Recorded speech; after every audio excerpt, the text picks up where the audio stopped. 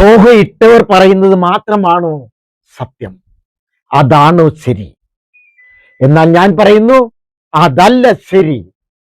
ലോഹ ഇട്ടവർക്കും പറയാം ഒത്തിരി അസത്യങ്ങൾ, തെറ്റായ കാര്യങ്ങൾ. ഞാൻ കഴിഞ്ഞ ദിവസം യൂട്യൂബിലൂടെ കണ്ട ചില കാര്യങ്ങളും അത് തന്നെയാണ്. പലപ്പോഴും അവർ എഴുതി കുറിക്കുന്നത് അവരുടെ മനസ്സിലുള്ള കാര്യങ്ങളാണ്. സഭ പറയുന്ന കാര്യങ്ങളല്ല, സഭ പഠനങ്ങളുടെ കാര്യങ്ങളല്ല. ഇവർക്ക് തോന്നിയത്, അതായത് വായിൽ തോന്നിയത്. കോതയ്ക്ക് പാട്ട് എന്ന് നാം കേട്ടിട്ടില്ലേ? ഇപ്പൊ തിരിച്ചായിരിക്കും പറയുന്നത്, വായിൽ തോന്നിയത് ലോഹയിട്ടവർക്ക് പാട്ട് എന്ന രീതിയാണ്. തെറ്റിദ്ധരിക്കേണ്ട, ആ ഒരു കാര്യത്തിലേക്ക് ഞാൻ വരികയാണ്. കഴിഞ്ഞ ദിവസം ഞാൻ കണ്ട ഒരു വീഡിയോ, 30 വർഷത്തിലധികം അച്ഛനായി സർവീസുള്ള ഒരു വൈദികൻ, വിദേശങ്ങളിൽ പോയി പഠിച്ച വൈദികൻ, ഒത്തിരി ബുക്സുകളെ എഴുതിയ വൈദികൻ, ഒരു കാറ്റഗിസം ഡയറക്ടർ എന്ന പദവിയിൽ ഇരുന്ന ഒരു വൈദികൻ. അദ്ദേഹം മനസ്സ് തുറക്കുകയാണ് ജനങ്ങൾക്ക് വേണ്ടി. അദ്ദേഹം പറഞ്ഞൊരു വേടാണ് അതിന് ഹെഡിങ്, ഞാനിതിപ്പോൾ പറഞ്ഞില്ലെങ്കിൽ പിന്നെ എന്ന് പറയും എന്നാണ്. അതിൻ്റെ ഉദ്ദേശം എന്താണെന്നറിയില്ല. പച്ചയായ യാഥാർത്ഥ്യങ്ങൾ പറയുന്നു എന്നാ പറയുക. അദ്ദേഹം പറഞ്ഞൊരു കാര്യം ഇതാണ്: ദിവ്യകാരുണ്യ അത്ഭുതം പിശാചികമാണ്, പിശാചാണ്. പ്രിയരെ, വിശ്വാസത്തിൽ നിൽക്കുന്ന നമ്മൾക്ക് പറയാനാകും അത് യാഥാർത്ഥ്യമാണെന്ന്. ചരിത്ര സാക്ഷ്യങ്ങളുണ്ട്, ചരിത്ര കുറിപ്പുകളുണ്ട്, ഇപ്പോഴും ഉണ്ട് അതിന് സാക്ഷ്യങ്ങളായി. വത്തിക്കാനിൽ പല ഇടങ്ങളിലും, കേരളത്തിലും വേക്കന്നൂരിലാണ് ആദ്യത്തെ ദിവ്യകാരുണ്യ അത്ഭുതം. പിന്നെ മാടവന, ഞങ്ങളുടെ അടുത്ത് 3-3.5 കിലോമീറ്റർ ദൂരമേ ഉള്ളൂ ആ പള്ളിയിലേക്ക്. ഞാൻ അതിലേക്കാണ് വരുന്നത്. ഞാൻ അച്ഛനെ കുറ്റം പറയാനോ ലോഹയെ കുറ്റം പറയാനോ അല്ല. ഇപ്പോൾ യൂട്യൂബുകളിൽ ആ ഒരു തലത്തിലെത്തുകയാണ്. കാശുണ്ടാക്കാൻ എന്തും പറയുന്ന ഒരിടമായി മാറരുത് ആർക്കും യൂട്യൂബ് എന്നത്. എവരെയും പുതിയൊരു വീഡിയോയിലേക്ക് സ്വാഗതം ചെയ്യാണ്. എവർക്കും ഈശോ സ്വീകരിക്കട്ടെ. ദൈവം നിങ്ങളെ അനുഗ്രഹിക്കട്ടെ. ക്രിസ്തുവിൻ്റെ ആത്മാവ് നിങ്ങളോടൊപ്പം ആയിരിക്കട്ടെ.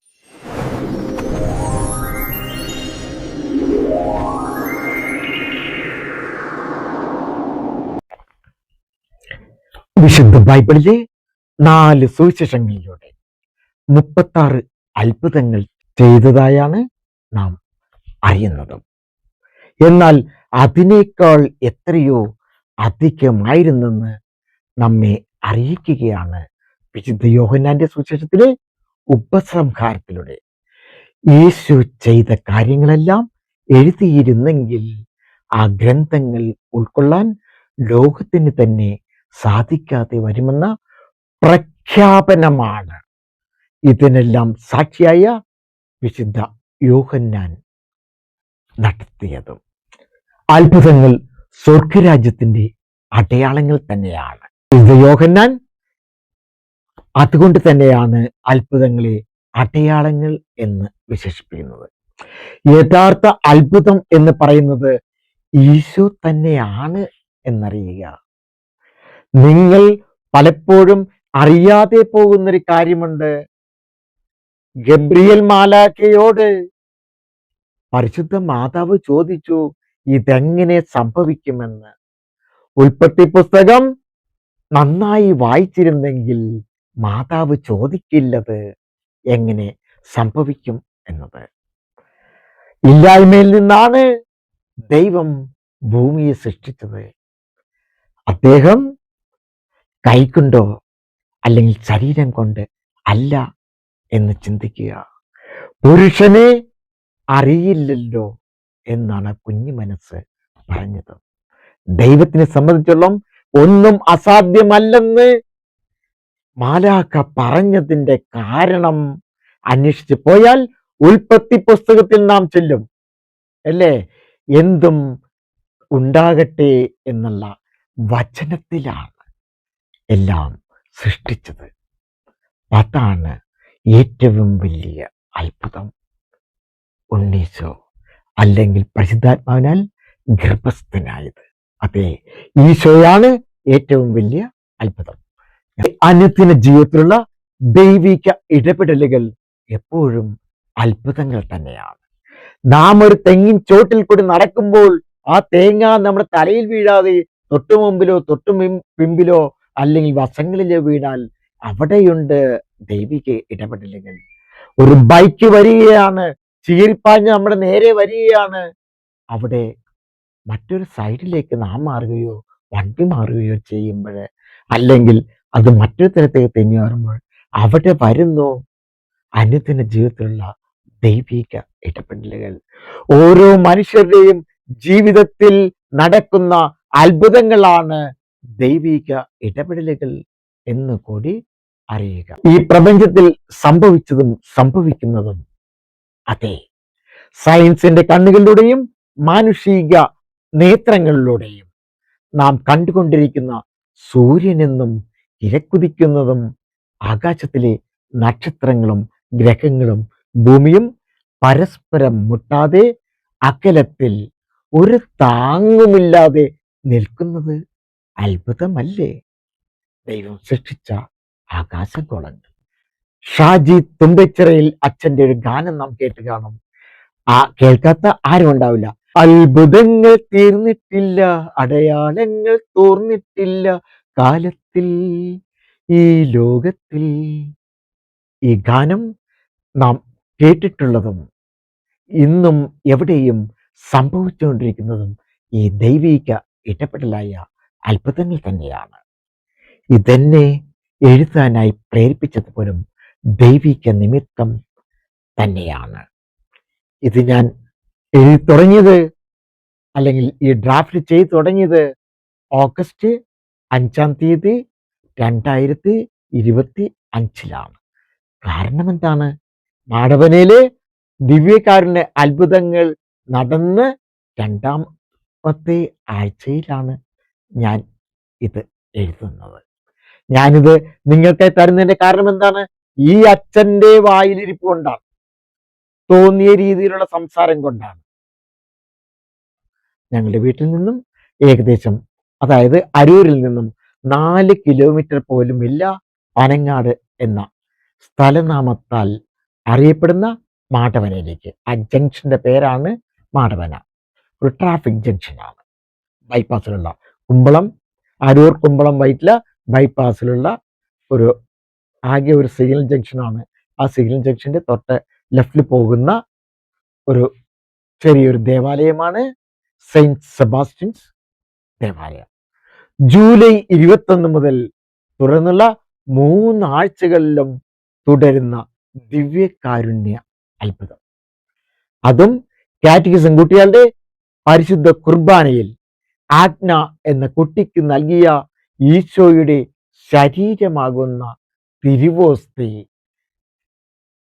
ആജ്ഞയുടെ നാവിൽ യഥാർത്ഥ മാംസമായി മാറുകയാണ്. ക്രിസ്തുവിന്റെ മാംസമായി മാറുകയാണ്. രക്തത്തിൽ കുതിർന്ന ഒരു മാംസ കഷ്ണമായി മാറുകയാണ്. ബഹുമാനപ്പെട്ട സെബാസ്റ്റ്യൻ അവർക്ക് വികാരി അർപ്പിച്ച ദിവ്യബലി മധ്യയായിരുന്നു ഈ അത്ഭുതം നടന്നത്. ഞാൻ പഴയ നിയമകാലത്തേക്ക് പോവുകയാണ്. പഴയ നിയമകാലത്ത് ശരിയായ ദൈവിക സാന്നിധ്യം നേരിട്ട് അനുഭവിക്കാത്ത ഇസ്രായേൽ ജനത്തിൽ പലരും കരുതിയിരുന്നൊരു കാര്യമുണ്ട്. അവിടെ നടന്നുകൊണ്ടിരിക്കുന്ന അത്ഭുതങ്ങളെല്ലാം മോശയുടേതാണ്, മോശയിലൂടെ ആയിരുന്നു എന്നായിരുന്നു. ഇസ്രായേൽ ജനത്തിന്റെ മോചനവും ചെങ്കടൽ പകുത്ത്, നമ്മൾ ചില സിനിമകൾ കാണുന്നുണ്ട് ചെങ്കടൽ പകുത്തത് അല്ലേ? ആ ചെങ്കടൽ പകുത്ത് ഫറവോന്റെ സൈന്യത്തിൽ നിന്നും ലക്ഷക്കണക്കിന് ഇസ്രായേൽ ജനതയെ രക്ഷിച്ചതും, ആ ദുരിതപൂർണമായ യാത്രയിൽ വിശന്ന് പൊരിഞ്ഞ ആ ഇസ്രായേൽ ജനതയ്ക്ക് മരുഭൂമിയിൽ വെച്ച് മന്നായും കാടപ്പക്ഷിയും നൽകിയത് മോശയാണെന്നാണ് ആ ഇസ്രായേൽ ജനം കരുതിയത്. കാരണം അവർ ആവശ്യപ്പെടുന്നത് മോശയോടാണ്. വെള്ളം വേണമെന്ന് പറഞ്ഞപ്പോൾ വെള്ളം പാറയിൽ നിന്ന് കൊടുത്തു. ഇതാര് പറഞ്ഞിട്ടാണ്? ദൈവം പറഞ്ഞിട്ടാണ്. മന്നയോ ആവശ്യപ്പെട്ടത് ദൈവത്തോടെയാണ്. കാര്യം തൻ്റെ ജനത വിശക്കുന്നു, ദാഹിക്കുന്നു എന്നതിനൊക്കെ ഉത്തരമാവുകയായിരുന്നു അവിടെ ദൈവം. ഇതിനൊക്കെ ഒരു കാരണമുണ്ട്. ആ ജനം മോശയാണെന്ന് ചിന്തിക്കുന്നത്.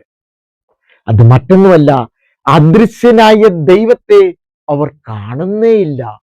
ദൃശ്യനായ മോശയെയും ദൈവം നൽകിയ ആഹാര സാധനങ്ങളെയും വെള്ളത്തെയും വഴികളെയും ഒക്കെയാണ് കാണുന്നത്. തങ്ങളുടെ മുന്നിലുള്ള മോശയെ അവർ കണ്ടു, മോശയുടെ കയ്യിലെ വടി അവർ കണ്ടു. എന്നാൽ അതിന് മുന്നിൽ സഞ്ചരിക്കുന്ന ആത്മാവിനെ, ദൈവാത്മാവിനെ അവർ കണ്ടില്ല. അതാണ് അവിടെ. അതെ, നമ്മളും അങ്ങനെ തന്നെയാണ്. അദൃശ്യനായ ഈശോയെ തിരുവോസ്തിയിൽ ദർശിക്കാതെ അതിനെ വെറും ഗോതമ്പപ്പമായി മാത്രം നാം കാണുകയാണ്. ആ ദിവ്യ ബലി മധ്യേ ബലിയർപ്പിക്കുന്ന ആ ക്രിസ്തുവിനെ നാം കാണുന്നില്ല. അവിടെ കാണുന്നത് അച്ഛനെയാണ്. ഈ ലോകത്ത് ഒത്തിരി ദിവ്യക്കാരൻ അത്ഭുതങ്ങൾ നടക്കുന്നുണ്ട്. തെളിവുകളുടെ അഭാവത്തിലാണ് ചിലതെങ്കിലും പോകുന്നത്. ചിലതൊക്കെ അവർ സൂക്ഷിക്കാതെയാണ് പോകുന്നത്. അതൊന്നും പബ്ലിക് ആക്കിയില്ല. ചില അച്ഛന്മാർ അത് പബ്ലിസിറ്റി കൊടുത്തില്ല.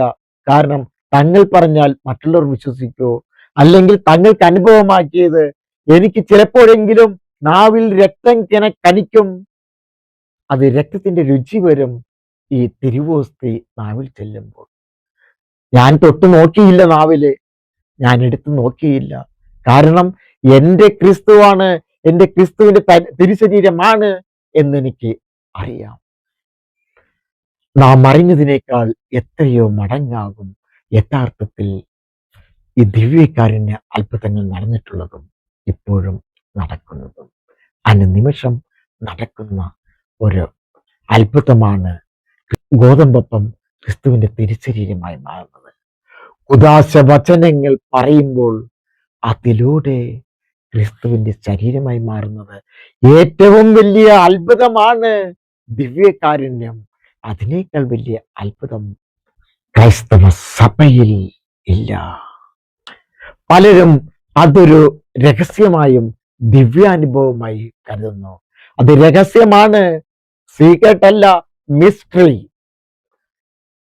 ദൈവത്തിനറിയുന്ന ആ രഹസ്യം, ആ ദിവ്യാനുഭവം ലോകവും സഭയും അത് വിശ്വസിക്കില്ല എന്നത് കൊണ്ട് തന്നെയാണ് മാടവനയിലെ ഈ ദേവാലയത്തിലും സംഭവിച്ചതും മറിച്ചായിരുന്നില്ല.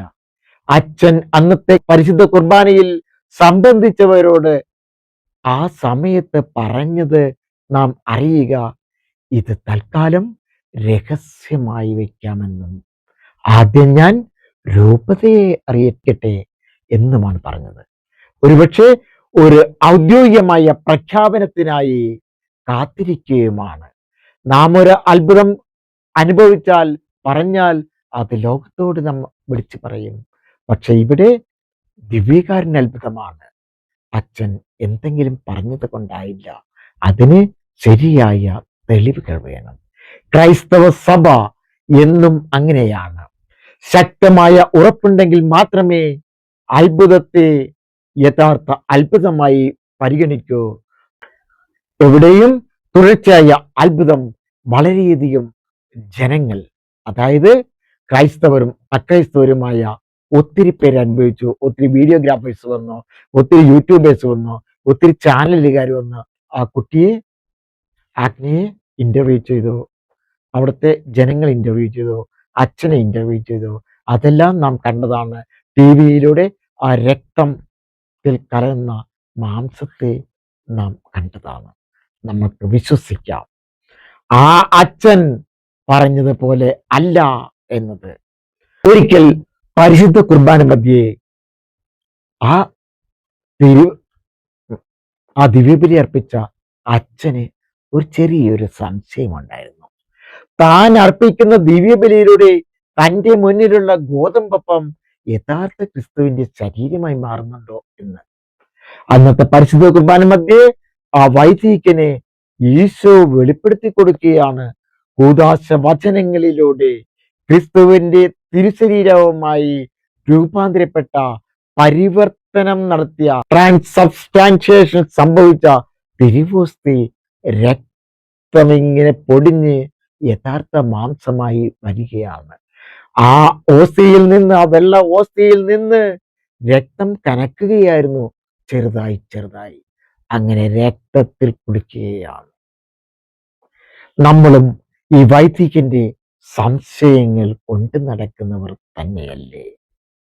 അതെ, ഈ പറഞ്ഞ വൈദികന്റെ അത്ഭുതമാണ് ആദ്യത്തെ ദിവ്യകാരുണ്യ അത്ഭുതം. ഇതിനെപ്പറ്റി ഞാൻ വിശദമായിട്ട് മറ്റൊരു വീഡിയോ തരുന്നുണ്ട്. നമ്മളും ഈ വൈദികന്റെ സംശയം കൊണ്ടു നടക്കുന്നവരാണ്. പലപ്പോഴും നമ്മുടെ നാവിലെത്തുന്ന ഗോതമ്പപ്പം ക്രിസ്തുവാണെന്ന് നമുക്ക് ചിലർക്കൊന്നും അംഗീകരിക്കാൻ പറ്റില്ല. നമ്മുടെ കൂട്ടത്തില് ഈ ബലിയർപ്പിക്കുന്ന വൈദികർക്ക് പോലും അങ്ങനെ ആവാം.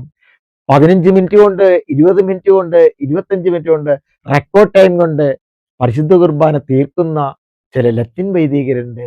അതുപോലെ തന്നെ 10ഉം 20ഉം മിനിറ്റ് കൊണ്ടും 30 മിനിറ്റ് കൊണ്ടും തീർക്കുന്ന സിറിയൻ വൈദികരുമുണ്ട്. അതുപോലെ മലങ്കര വൈദികരുമുണ്ട്. ചിന്തിക്കുക, ക്രിസ്തുവിന്റെ യഥാർത്ഥ സാന്നിധ്യമാണ് അവിടെ ഉള്ളതെന്ന്. എത്രയധികം മീഡിയകളുടെയും പുസ്തകങ്ങളുടെയും ദിവ്യകാരുണ്യ അത്ഭുതം ലോകത്ത് ഉണ്ട്.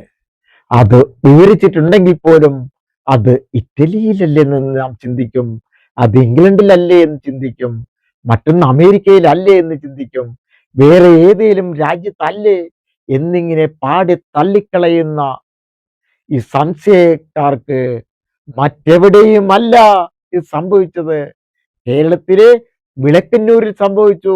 ഇപ്പോൾ എറണാകുളം ജില്ലയിൽ പനങ്ങാട് എന്ന ചെറിയൊരു ഗ്രാമത്തിൽ, ഒരു ചെറിയ ഇടവകയിൽ, സെയിന്റ് സെബാസ്റ്റ്യൻസ് മാടവന ദേവാലയത്തിൽ. വിശ്വസിക്കണം, ഇത് വിശ്വസിച്ചേ പറ്റൂ. ആ ലോഹയിട്ട് അച്ഛൻ പറഞ്ഞതല്ല വിശ്വസിക്കേണ്ടത്, നമ്മുടെ അനുഭവങ്ങളിലൂടെ നാം വിശ്വസിക്കണം ക്രിസ്തുവിന്റെ തിരുശരീര രക്തങ്ങളെ. കാരണം ഇത് യാഥാർത്ഥ്യം തന്നെയാണ്. നാം അറിയുന്നവരാണ് സാക്ഷികൾ. എന്ത് ഈ പള്ളിയിൽ മാത്രം എന്ന് നാം ചിന്തിക്കാം. അത് 3 പ്രാവശ്യം എന്നും, അതും കാറ്റക്കിസം കുട്ടികളുടെ കുർബാനയിൽ, അതും ഒരേ അച്ഛനും, അതുപോലെ തന്നെ ആജ്ഞ എന്ന 9ാം ക്ലാസ്സുകാരിക്കും. അന്ന് 9ആണ്, ഇന്ന് 10ആയി കാണും. സംശയങ്ങൾ ബാക്കിയാവുന്നവരുടെ ചോദ്യങ്ങളാകും ഇത്. ഇന്നത്തെ തലമുറയ്ക്ക് അടയാളമാകാൻ, കാര്യം അടയാളങ്ങൾ അന്വേഷിച്ച് പോകുന്നവരായിരുന്നു യഹൂദ ജനത. ക്രിസ്തുവിനോട് ചോദിച്ചു അടയാളങ്ങൾ അല്ലേ? അതുപോലെ ഇന്നും അടയാളങ്ങളെ ചോദിച്ച് നടക്കുന്നവരാണ് ഇന്നത്തെ തലമുറ. അത് കുഞ്ഞു കുട്ടികളായാലും വലിയ കുട്ടികളായാലും വലിയ ആളുകളായാലും. ഈശോ തൻ്റെ യഥാർത്ഥ സാന്നിധ്യം ബോധ്യപ്പെടുത്താനായി എന്തേ കാറ്റക്കിസം കുട്ടികളുടെ പരിശുദ്ധ കുർബാനയെയും കാറ്റക്കിസം കുട്ടികളെയും തിരഞ്ഞെടുത്തു? ആ ചോദ്യം എനിക്കും ഉണ്ടായി. ഞാനന്ന് ഒത്തിരി ചിന്തിച്ചു, പ്രാർത്ഥിച്ചു എന്താണെന്ന്. അതെ, ഈ സംശയങ്ങളെ നമ്മൾക്കും ഒന്ന് സ്വയം അനലൈസ് ചെയ്യാം, സ്വയം വിശകലനം ചെയ്യാം. ഈ കാലത്തിന്റെ ആവശ്യമായിരുന്നു ഈ അത്ഭുതം, ഈ അടയാളം. പഴയ നിയമങ്ങളിൽ പലയിടത്തും പറയുന്നത് പോലെ അത്ഭുതങ്ങളെ അടയാളങ്ങൾ എന്നാണ് വിശുദ്ധ യോഹന്നാൻ വിളിച്ചിരുന്നതെന്ന് ഞാൻ പറഞ്ഞിരുന്നു. അടയാളങ്ങൾ എന്ന് തന്നെയാണ് പഴയ നിയമത്തിലും കാണുന്നത്. പഴയ നിയമത്തിലും പുതിയ നിയമത്തിലുമായി പല പുസ്തകങ്ങളിലായി 170 പ്രാവശ്യം പറഞ്ഞിട്ടുള്ള ഒരു വേടാണ് അടയാളങ്ങൾ. ഈശോയോട് അടയാളങ്ങൾ അന്വേഷിക്കുന്ന നിയമജ്ഞരോടും യഹൂദ പുരോഹിതരെയും ഈ തലമുറയുടെ അടയാളങ്ങൾ അന്വേഷിക്കുന്നവരായി തീരുന്നതിനെ പറ്റി ഈശോ പറഞ്ഞു. അത് തന്നെ ഈശോ ഇന്ന് നമ്മോടും പറയുന്നുണ്ടാകാം. ഈ തലമുറകളും അടയാളങ്ങളും തെളിവുകളും സാക്ഷികളും തേടുന്നവരാണ്. അതിനുള്ള ശക്തമായ മറുപടിയാണ് ഇതെല്ലാം. ഈശോയുടെ സാമീപ്യം അനുഭവിക്കാനും പരിശുദ്ധ കുർബാനയിലേക്ക് കാറ്റഗിസം കുട്ടികളെയും യുവാക്കളെയും ആകർഷിക്കാൻ ഒരു വൈദികൻ സോഷ്യൽ മീഡിയയിലൂടെ പറയുകയും അൾത്താരയ്ക്ക് മുമ്പിൽ ഡിജയും ഡാൻസും മറ്റുള്ള പലവിധ വിക്രിയകളും മറ്റ് പേരുകളാണ് ഞാൻ യൂസ് ചെയ്യേണ്ടത്, അതാണ് ചെയ്തത്. അത് വൈദികർ മാത്രമല്ല, മറ്റ് പല ഇടങ്ങളിലും പല കാറ്റഗിസം സെന്ററുകളിൽ പോലും ആ തലങ്ങളിൽ ചെയ്യുന്നുണ്ട്. പരിശുദ്ധ കുർബാനയിലേക്ക് കുട്ടികളെ അട്രാക്ട് ചെയ്യാൻ അവിടെ പൂവിതറലും അങ്ങനെയും ഇങ്ങനെയും ഒക്കെ എന്ന്. എന്തിനാണ് അട്രാക്ട് ചെയ്യാൻ? ക്രിസ്തുവിന്റെ തിരുശരീരം എന്തെന്ന് ബോധ്യപ്പെടുത്തിയാൽ മാത്രം മതിയായിരുന്നു ആ കുഞ്ഞുങ്ങളെ അവിടെ എത്താൻ. ഇന്ന് പലയിടങ്ങളിലും ബോറടിപ്പിക്കാതിരിക്കാൻ, പരിശുദ്ധ കുർബാനയ്ക്ക് ബോറടിക്കും, കുട്ടികളെ ഉറക്കം തൂങ്ങികളാവും. അവരെ ഉണർത്താനായി മോട്ടിവേഷൻ തലങ്ങളിൽ നടത്തുന്നത് പോലെ ഡാൻസിന്റെയും പാർട്ടിയുടെയും ആക്ഷന്റെയും അകമ്പടികളാണ്. ചില വൈദികരുടെ പ്രസംഗങ്ങളിൽ പോലും ക്രിസ്തുവല്ലെന്നറിയുന്നത്, അവർക്ക് വേണ്ടതുമല്ലെന്നറിയുന്നത്, അവർക്ക് ഇൻട്രസ്റ്റ് ആയ കുറെ കാര്യങ്ങളാണ്. കാരണം കുട്ടികളെ പിടിച്ചിരുത്താൻ. പക്ഷേ അതിലൂടെ പരിശുദ്ധ കുർബാനയെ അല്ലെങ്കിൽ ക്രിസ്തുവിനെയാണ് അവിടെ അറിയിക്കേണ്ടതെന്നറിയുക. പരിശുദ്ധ കുർബാനയിൽ ഇതുപോലുള്ള അകമ്പടികളല്ല വേണ്ടത്. ക്രിസ്തുവിന്റെ യഥാർത്ഥ സാന്നിധ്യമുള്ള പരിശുദ്ധ കുർബാനയിലേക്ക് കുട്ടികളെയും യുവാക്കളെയും ആകർഷിക്കാൻ ഇതല്ല വേണ്ടത്. ഈ പറയുന്നവർക്കുള്ള ഈശോയുടെ അടയാളം തന്നെയാണ് മാടവനയിൽ നടന്ന ദിവ്യ കാരുണ്യ അത്ഭുതവും. ഇനിയെങ്കിലും തിരയട്ടെ ഈശോയെ പഠിക്കാനും അനുഭവിക്കാനും.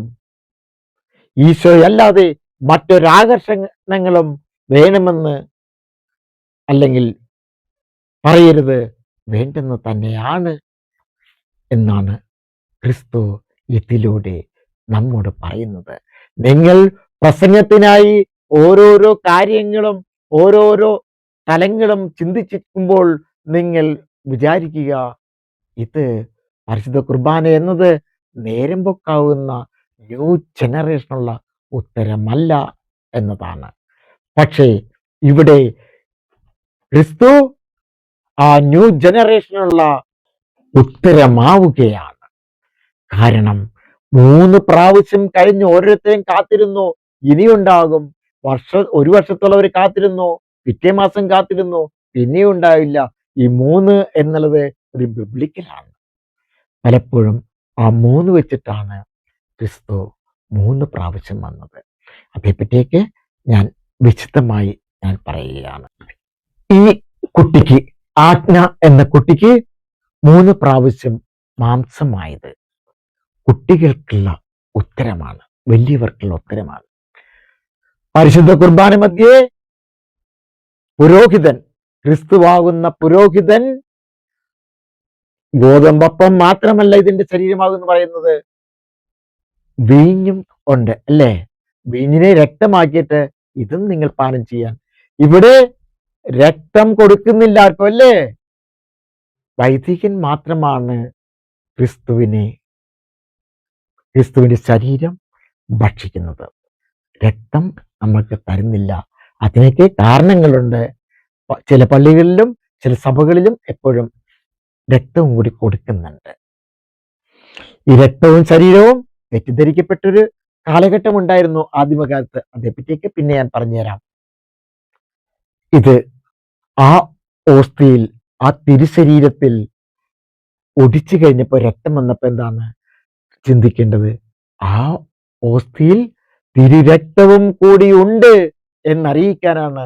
തിരുശരീരവും തിരുരക്തവുമാണ് നിങ്ങളുടെ നാവിൽ വരുന്നു എന്നുള്ള പ്രഖ്യാപനമായിരുന്നു ഈശോ ആ കുട്ടികൾക്കും സംശയമുള്ള എല്ലാവർക്കും കൊടുത്തത്. ഓസ്തി മാത്രമല്ല എന്ന് ചിന്തിക്കുക, അതിൽ മാംസമുണ്ട്. നമ്മുടെ സ്കിൻ ഇങ്ങനെ ഞാൻ കടിക്കുമ്പോൾ ഇത് മാംസമാണ്. പക്ഷേ അത് മുറിയുമ്പോൾ ചീറ്റുന്നത് രക്തമാണ്. ഇവിടെ നാം കാണുന്നില്ലല്ലേ രക്തം, അതിനുള്ളിൽ രക്തമുണ്ട്. ആ ഒരു പ്രഖ്യാപനമാണ് അതിലുള്ളത്. ഈ അത്ഭുതം നിറയട്ടെ ഞങ്ങളിൽ. അങ്ങേ ദിവ്യശരീരവും ദിവ്യരക്തവും ക്രിസ്തുവിൽ ഒന്നാകാനായി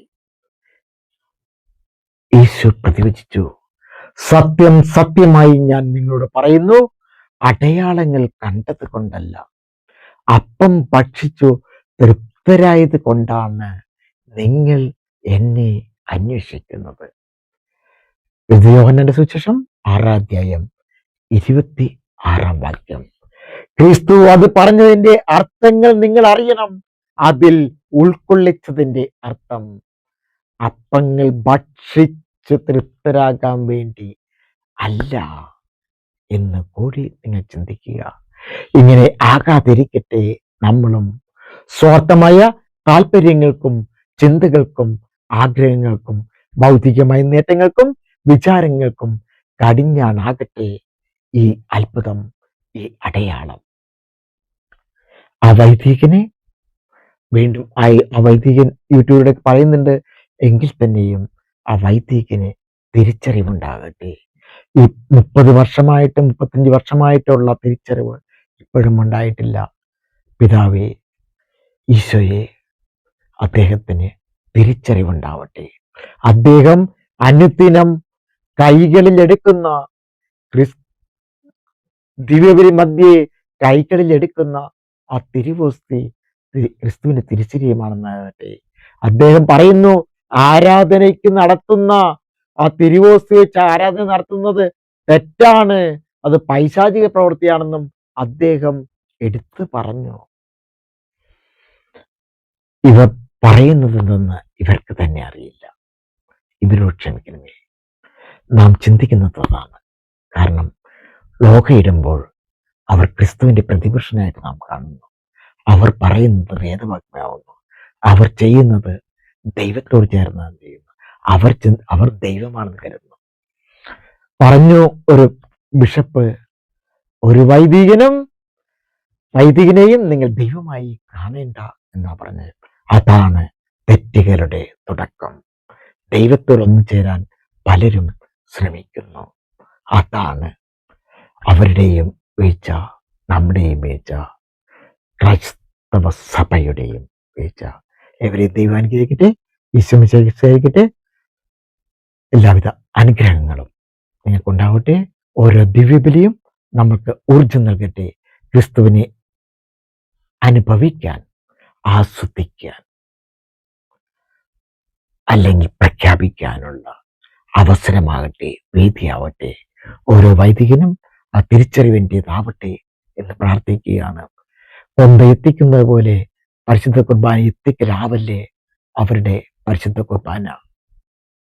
ക്രിസ്തുവിനോട് ചേർന്നാവട്ടെ, ക്രിസ്തുവിനോട് കൂടെ, ക്രിസ്തുവിലൂടെ, ക്രിസ്തുവിൽ തന്നെ ആകട്ടെ. ഏവർക്കും വീണ്ടും ഈശോമിശിഹായ്ക്ക് നന്ദി. ഈ വീഡിയോ നിങ്ങൾക്ക് ഉപകാരപ്രദമായെന്ന് തോന്നിയാൽ മറ്റുള്ളവർക്കും കൂടെ ലഭിക്കുവാൻ ഷെയർ ചെയ്യാൻ മറക്കില്ലല്ലോ. ഇനിയും ഇതുപോലെയുള്ള വീഡിയോകൾ ലഭിക്കുവാനായി സബ്സ്ക്രൈബ് ചെയ്തിട്ടില്ല എങ്കിൽ സബ്സ്ക്രൈബ് കൂടെ ചെയ്യണേ.